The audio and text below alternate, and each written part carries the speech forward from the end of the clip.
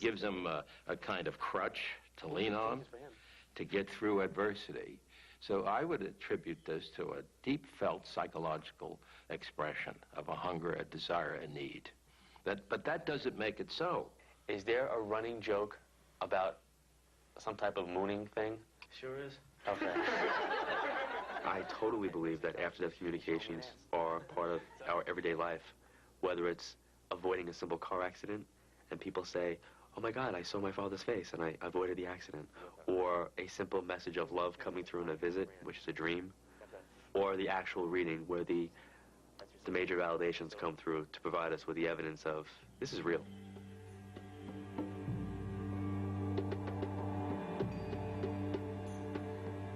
I think that the abiding myth that we will live on is the cradle of virtually all mythology. It's a universal in human experience. I think the notion that immortality is a con game the human mind is playing on itself is absolute nonsense. I think we have intimations of immortality, as Wordsworth put it, because we are immortal. American culture is so, what I call spiritual dumb on the notion of death. And other cultures are so much more what I call spiritually intelligent. The fact that we make such an issue over is there scientific proof for some kind of survival of death, in many ways is specific to modern Western culture. A lot of traditional, indigenous, simpler sorts of cultures where religion sort of permeated the fabric of everyday life wouldn't see this as an issue.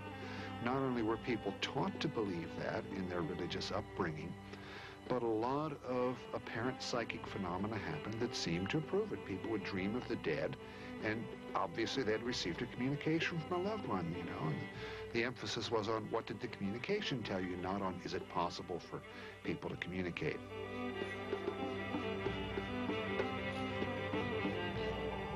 My grandmother passed on, and I feel her, and I see her, and I know she'll be with me for a long time. Unlike Western belief, I don't need proof that there is an afterlife. I live it, and I've lived it all my life, and I know that there is a connection. I was raised in Santeria, and the Afro-Cuban heritage, my Afro-Cuban heritage has helped me understand that communication with the afterlife is a natural occurrence, and it's something that just happens naturally. It's like taking a walk, actually.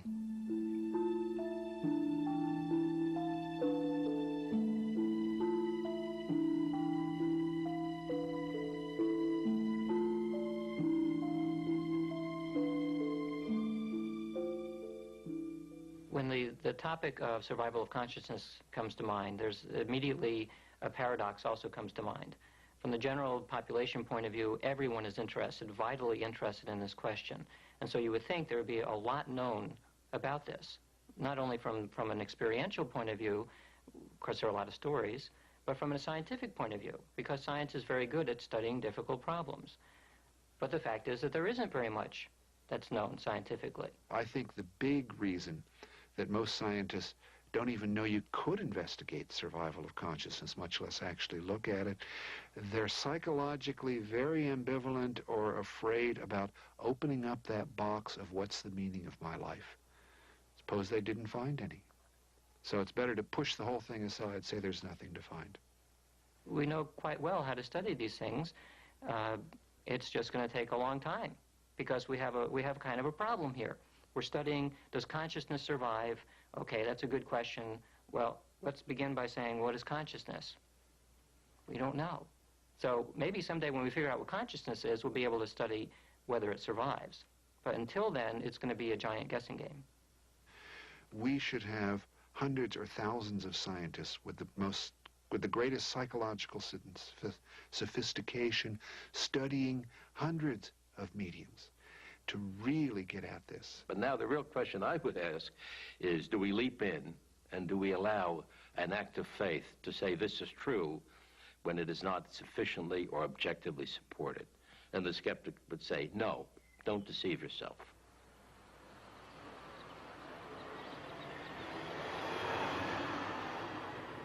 What we're about to do tomorrow is never been done in the history of science. And it has never been the case before that a group of pioneering mediums are teaming together with a group of scientists in a university that really believes in the idea that any important question that is meaningful for people should be asked in an open fashion.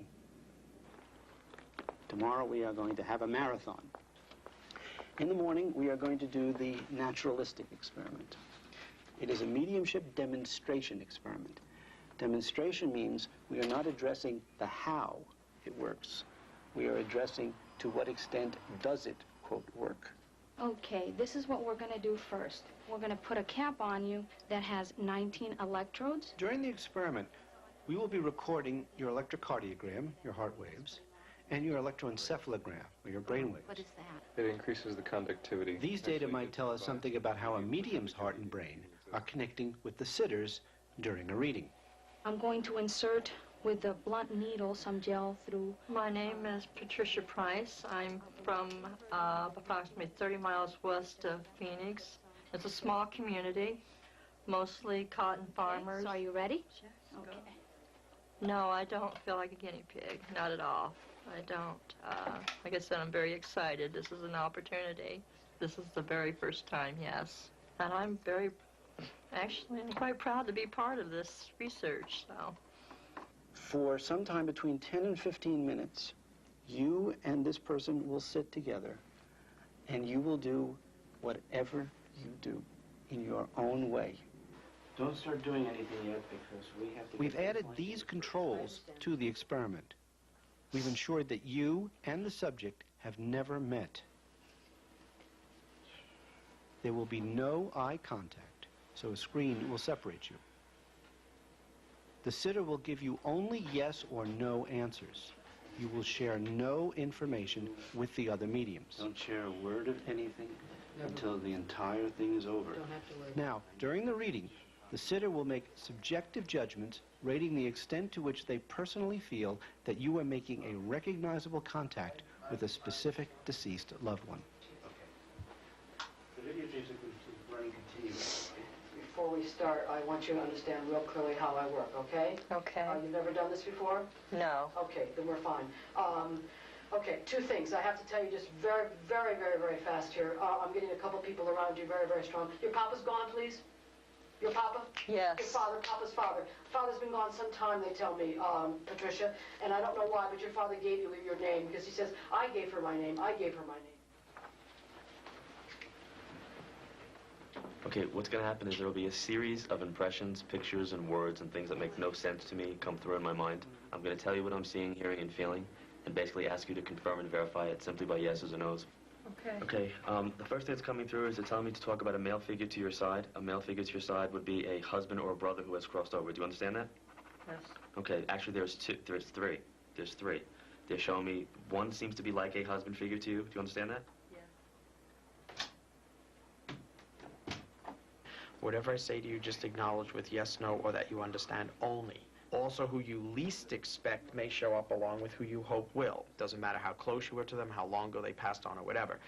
Okay, well, first of all, a male presence around you. They talk about the younger male that passed. Does that make sense to you? Yes. Okay, because whoever he is claiming he was the first one in the room, so I guess he wants the credit of coming first. Okay, as I'm tuning myself with you now and I'm beginning to feel the touch of spirit, I see a woman that she's very close to you from the world of spirit and has been for many years. She has particularly pretty eyes, rather large, wide-set eyes, highly arched brows. It doesn't stay that way. You will recognize my names maybe someday, but not. How are you doing today? Doing terrific, thank you. I read by voice.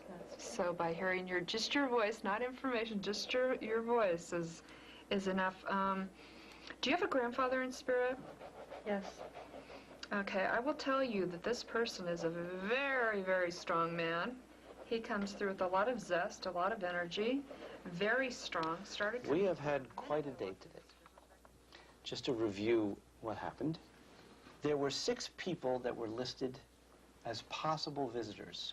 Every one of them was observed at least once. In addition to these